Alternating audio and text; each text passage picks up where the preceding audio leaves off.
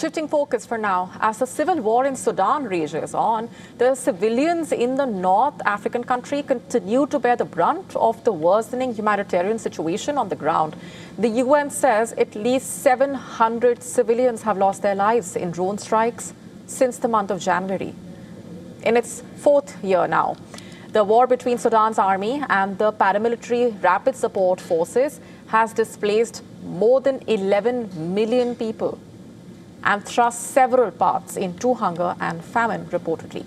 The UN aid chief says 3 years of war has torn apart a country of nearly 34 million people, where now almost 2 in every 3 people need humanitarian support.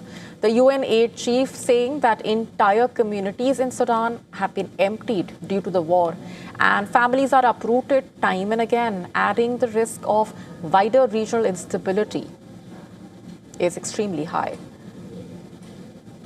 Meanwhile, the Sudanese people are still coping with intense fighting, displacement and deprivation as millions lack access to food, sanitation, water and shelter.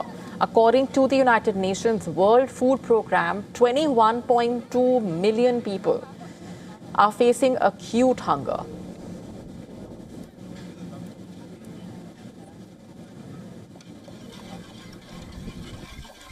We were in El Fasher when the war happened. The situation was terrible. You could either find food for children or they go without.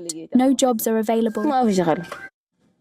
In recent months in Sudan, the fighting has intensified, particularly in the southern Kordofan region. Now the war's main battleground, where drone strikes are reported almost daily. The RSF-controlled areas of Sudan in west, including Darfur, are also bearing the brunt.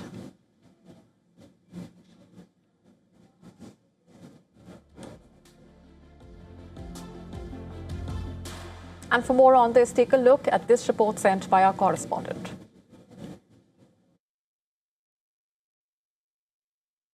Sudan is witnessing what the UN described as systematic erosion of a country's future. In just the first 3 months of this year, nearly 700 civilians have been killed in drone strikes, a shocking escalation as the army and rapid support forces battle on. At the same time, the war has pushed 7 in 10 Sudanese into poverty, according to a senior UN official, almost double the pre-war figure, with average income now at their lowest in over 3 decades.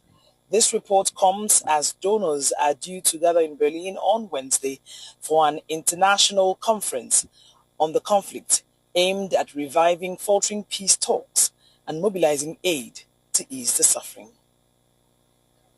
From Lagos, Nigeria, Louisa Olani, WION World is One. To stay up to speed with the latest news, download the WION app and subscribe to our YouTube channel.